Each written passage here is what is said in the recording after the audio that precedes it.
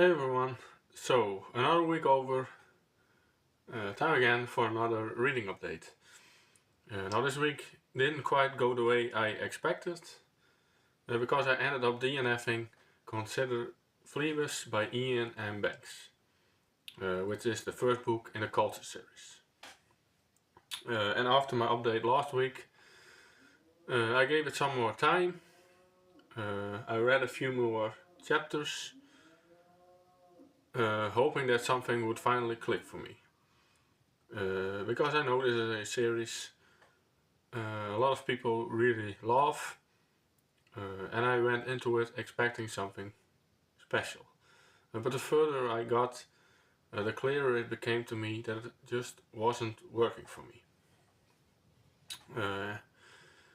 And what makes this a bit frustrating is that I can clearly see the strengths of the book. The world building is genuinely impressive. It has that massive grand scale space opera feel with huge ideas, complex factions, and a universe that just feels like it extends far beyond the story we're actually following. And you really get the sense that there's a lot of depth there. And so I can understand why people are drawn to that. But for me, strong world building on its own just isn't enough. I never connected with the main character, and that was a major issue for me, especially in a book like this, where you're spending so much time in that character's perspective. You kind of need at least something to hold on to, whether that's personality, motivation, or even just an interesting voice. But here I just felt very detached just the whole time. And on top of that, the plot felt very scattered and unfocused. It jumps around quite a bit, and instead of building momentum, it often felt like I was just drifting from one sequence to the next without a clear sense of direction. There were multiple moments where I realized I just wasn't engaged at all. I was reading the words, but I was not really into the story. And that's usually the point where I start to question why I'm continuing. And of course, there are books where the world alone can carry you through, even if the other elements are a bit weaker. But here the gap was just too big, and the interesting ideas couldn't make up for the lack of connection and the messy structure. So in the end, that's why I decided to DNF it. And at least for now, I'm also deciding not to continue with the Culture series. And I know some people say the later books are better or very different. But at the moment I just don't feel motivated to keep going. Maybe that'll change in the future. But right now I'd rather spend my time on books I'm actually excited about. So yeah, after that I switched gears completely and I started The Three Musketeers by Alexandre Dumas. Now I'm reading this as part of a group read with some other booktubers, which already makes it a different kind of experience. And it's always interesting to read something alongside other people, especially a classic like this, because you get a lot of different perspectives along the way. Now this is an older book. This book was originally published in 1844, and you can definitely feel that while reading it. The writing style, the pacing, the structure, it all reflects a very different time in storytelling. Now I'm not holding that against it at all, but it does mean you have to adjust your expectations a bit. And the story itself is quite straightforward so far, and at times even a bit over the top or slightly silly. But I also think that's part of the charm. It doesn't feel like it's trying to be subtle or overly complex.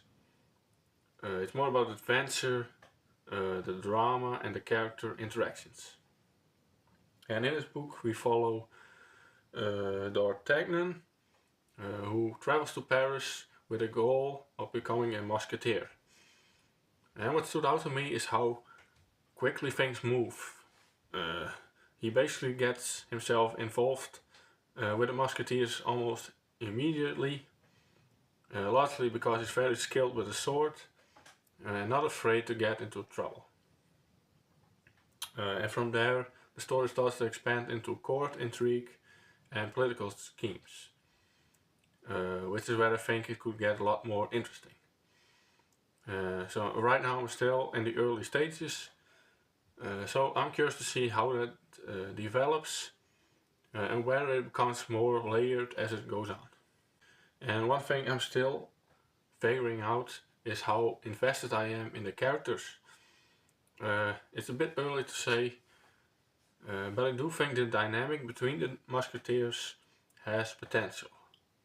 It already has that classic group of strong personalities feel to it, which could be a lot of fun. And my plan is to read this book in 4 parts, just to pace it out a bit more, because with older classic like this, I found that reading too much at once can make it feel heavier than it actually is. So breaking it up seems like the best approach. And so in between those parts, I want to start The 4 Ages of Death by Guy Rideau.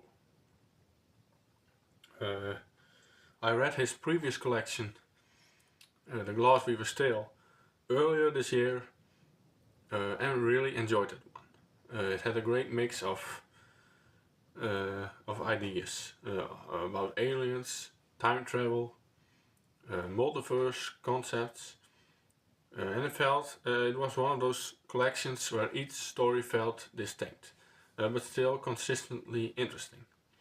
So going into this new collection, I already have fairly high expectations. And I've also heard that The 4 Ages of Death is a bit darker in tone compared to the previous collection, which actually sounds like a really good fit right now. And I like the idea of pairing something heavier and more atmospheric with a classic adventure story like The Three Musketeers. And I hope it creates a nice balance between the two.